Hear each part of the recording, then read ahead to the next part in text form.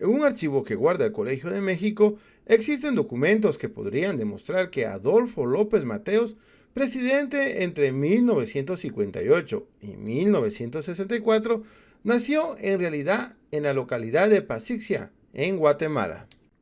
¿Qué tal amigos? Bienvenidos a un nuevo video de Tutoriales Geberín y en esta ocasión te traigo la historia del guatemalteco que gobernó México. ¡Comenzamos!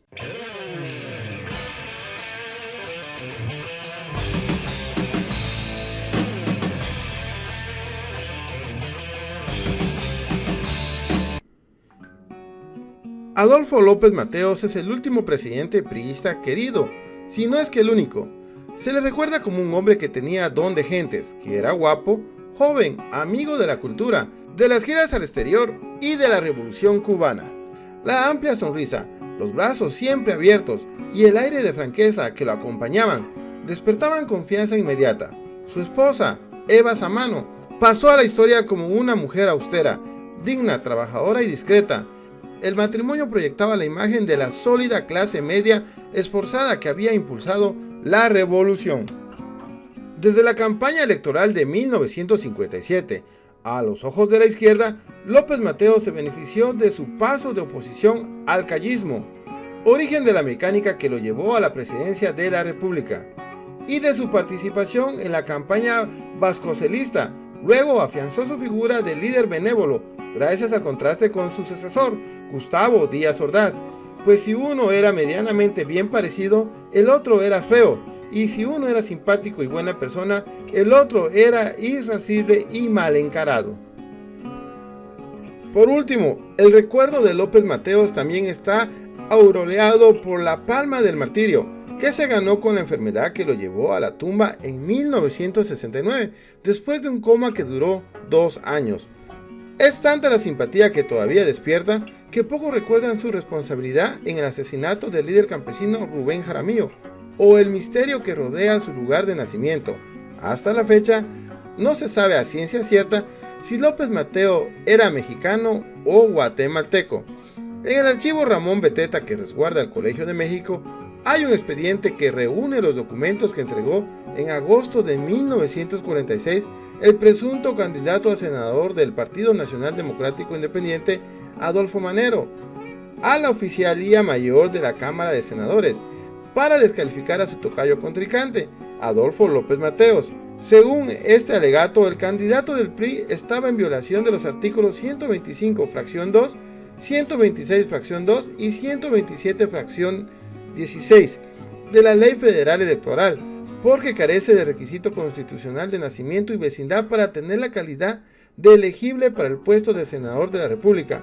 El expediente contiene la fotocopia del acta de nacimiento extendida en Pasixia, departamento de Chimaltenango, Guatemala, de Carlos Adolfo López Mateos, nacido el 10 de septiembre de 1909 a las 3 de la mañana en la casa número 26 de la Segunda de Bolívar, hijo de Gerardo López y Elena Mateos. El 19 y 20 de febrero de 1959, el presidente Adolfo López Mateos recibió, en la atmósfera relajada de la bahía de Acapulco, una visita de amigos. De su contraparte estadounidense, Dwight Eisenhower, el telón de fondo del encuentro era la cruzada anticomunista que sostenía Washington desde 1947 en todo el mundo. En 1954, este combate había llegado a Guatemala, donde el presidente Jacobo Arbenz fue acusado de comunista y cayó víctima de un golpe militar orquestado por el Departamento de Estado y por la CIA. Este despliegue brutal del poder hegemónico de Estados Unidos arruinó sus relaciones con los países latinoamericanos. El entonces presidente mexicano, Adolfo Ruiz Cortines, no se solidarizó con el intervencionismo de Washington, como lo hicieron todos los demás países de la región. Sin embargo, tampoco lo condenó.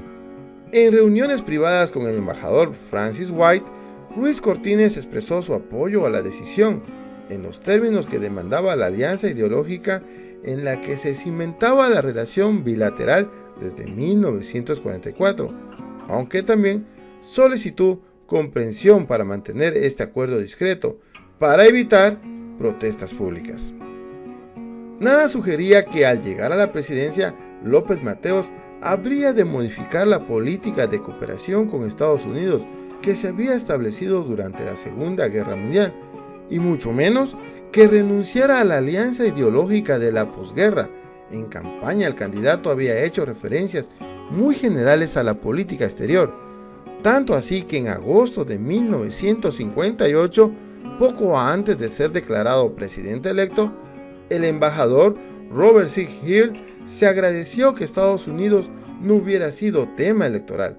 Con gran naturalidad, López Mateos respondió que no había razón para que lo fuera. Así que la delegación americana se fue de espaldas al segundo día del encuentro de 1959 en Acapulco, cuando en lugar de discutir los precios internacionales del algodón y del café, como lo habían dejado prever el día del evento, el presidente mexicano lanzó una tirada antiimperialista que inició con la denuncia ante el descontento Eisenhower de la contradicción entre la propaganda y la realidad de las relaciones entre Estados Unidos y América Latina. López Mateos no hizo referencia directa a los acontecimientos de 1954 en Guatemala, pero le reprochó que mantuviera buenas relaciones con gobiernos antidemocráticos. Así, una reunión sin agenda y cuyo único propósito era que los dos presidentes se conocieran, se convirtió en una discusión sobre las difíciles relaciones entre ricos y pobres y la responsabilidad de Estados Unidos sobre las difíciles relaciones entre ricos y pobres, y la responsabilidad de Estados Unidos en el atraso latinoamericano. El giro que tomó la conversación impuso un tono amargo al encuentro. Al despedirse, Eisenhower todavía insistió en que una relación más estrecha con los presidentes contribuía a la cooperación bilateral. López Mateos se limitó a solamente sonreír. La postura de López Mateos en Acapulco es, en términos generales, consistente con su política exterior. No obstante, en febrero de 1959, a unas cuantas semanas del triunfo de los revolucionarios cubanos, que fue aplaudido incluso por Washington, después de más de 15 años de armonía con Estados Unidos, de un cierto desapego en relación con América Latina y sin previo aviso, era una sorpresa que el presidente mexicano cuestionara la alianza ideológica y girara hacia el antiimperialismo. ¿Cómo explicar este cambio? Se formulan dos hipótesis. A. La crisis guatemalteca de 1954 despertó en México una reacción antiimperialista que se convirtió en polo de reorganización de las izquierdas mexicanas. Entonces se reanimó la coalición cardenista, integrada por los remanentes del radicalismo oficial de los años 30, por una nueva generación de nacionalistas hostiles al intervencionismo americano y a los comunistas. Lázaro Cárdenas volvió a la escena pública con motivo del golpe de Castillo, armas contra Arbenz, en defensa del gobierno depuesto. También se había solidarizado públicamente con el pueblo guatemalteco, con más pasión que el gobierno Ruiz Cortines. Cabe señalar que el expresidente acababa de recibir la medalla Stalin de la Paz. Tanto la movilización de las izquierdas como la reaparición de Cárdenas desafiaban los equilibrios políticos de la época. La paz que había logrado la hegemonía del PRI y el liderazgo exclusivo del presidente de la República. Así, el aparente cambio de López Mateos era un movimiento defensivo ante acontecimientos y personajes que a sus ojos retaban la estabilidad política. B. La segunda hipótesis propone que al levantar la causa latinoamericana frente a Estados Unidos, Adolfo López Mateos defendía a Guatemala y, al hacerlo, obedecía a un impulso emotivo y una obligación moral con su país de origen. También, desde esta perspectiva estrictamente personal, la actitud del presidente mexicano refleja la influencia de su mentor, el internacionalista Isidro Fávela, quien criticó con severidad la postura ambigua del gobierno Ruiz Cortines frente a la crisis guatemalteca.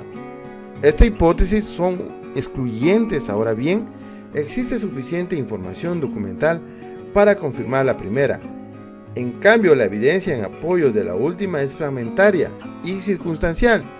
No obstante, amerita una mirada más atenta que la que recibió, porque plantea la posibilidad de que el más querido de los presidentes mexicanos fuera en realidad guatemalteco.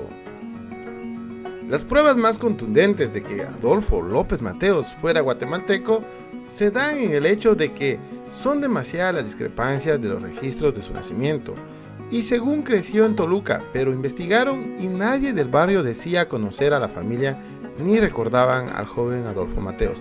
No así en Guatemala, donde la gente sí conocía al joven Adolfo López Mateos, quien muy joven emigró a México. Existe también el certificado de nacimiento expedido en Guatemala. Y bueno, así fue como un guatemalteco se convirtió no en cualquier presidente, sino en el presidente más querido de México. Enrique Peña Nieto declaró que su ídolo era Adolfo López Mateos, pero le faltó ese don de gente muy particular entre los guatemaltecos. Así que amigos, hasta aquí este video, espero y les haya gustado, y si les gustó, por favor compártalo con sus amigos, eso me ayudará a seguir subiendo más y mejor contenido. Hasta la próxima.